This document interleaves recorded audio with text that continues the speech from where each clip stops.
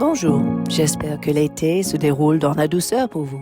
Ce mois-ci, on fait des travaux dans la rue juste devant notre maison. Oh là là, le bruit est intense.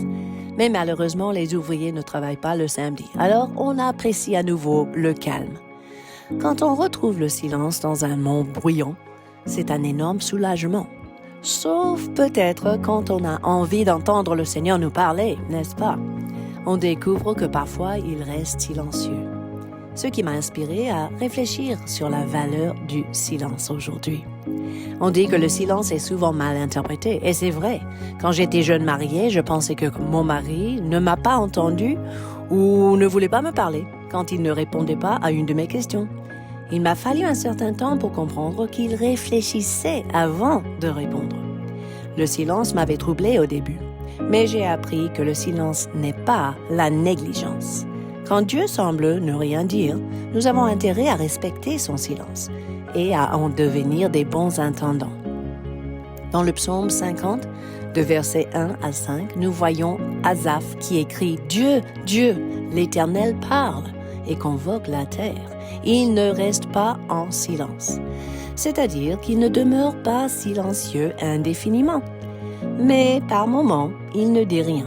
Et nous pouvons découvrir la puissance de ce silence. Ce silence nous pousse à évaluer si nous avons bien obéi à la dernière chose qu'il nous a dit. En absence des nouvelles directives, vérifiez bien que vous avez bien accompli la mission précédente. Le silence peut signifier que Dieu observe, il cherche ou il attend.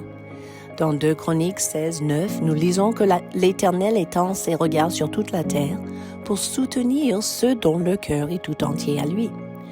À ce moment-là, il ne fait pas retentir sa voix. Aussi dans Ézéchiel 22, de 28 à 30, dans le contexte de beaucoup de faux prophètes, des oracles menteurs, Dieu dit « Je cherche parmi eux un homme qui élève un mur, qui se tient à la brèche devant moi en faveur du pays. » Dieu ne veut pas confier sa parole à n'importe qui. Il cherche un cœur attentif, un cœur réactif, un cœur disposé, un cœur obéissant.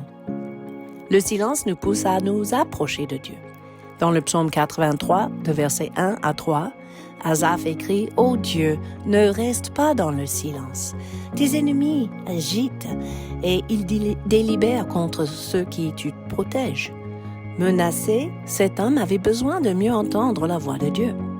Et parfois, il faut s'approcher pour mieux entendre sa voix. Par exemple, quand mon mari me parle de l'autre côté de la maison, je ne distingue pas bien ce qu'il dit. Alors, je pose mes affaires, je vais m'approcher de lui, car ce qu'il a à me dire est important pour moi. Et c'est pareil avec le Seigneur, n'est-ce pas? Le silence peut aussi signifier que Dieu nous admire. Dans Sophonie 3, 17, l'Éternel, ton Dieu, il est au milieu de toi comme un héros qui sauve. Il fera de toi sa plus grande joie. Il gardera le silence dans son amour. Le silence est parfois un signe de son amour. Il chérit des moments intimes avec ses bien-aimés. Finalement, dans le Nouveau Testament, j'ai appris quelque chose quand Jésus garde le silence devant les accusateurs. Vous pourrez lire le récit dans Matthieu 26, 59 à 63. Il y avait à ce moment-là des principaux sacrificateurs qui cherchaient des faux témoignages contre Jésus. Et ils ont accusé Jésus. Et finalement, le souverain sacrificateur se lève et dit « Ne réponds-tu rien ?» Et la Bible dit « Jésus garda le silence ». C'est surprenant, n'est-ce pas? Si jamais vous voulez blâmer le Seigneur pour les choses qui vous arrivent, ne soyez pas étonnés s'il ne dit rien. Le temps que vous découvrez votre erreur, il y a une raison pour le silence. Donc, en conclusion, ne craignez pas le silence de Dieu. Ne méprisez pas le silence de Dieu.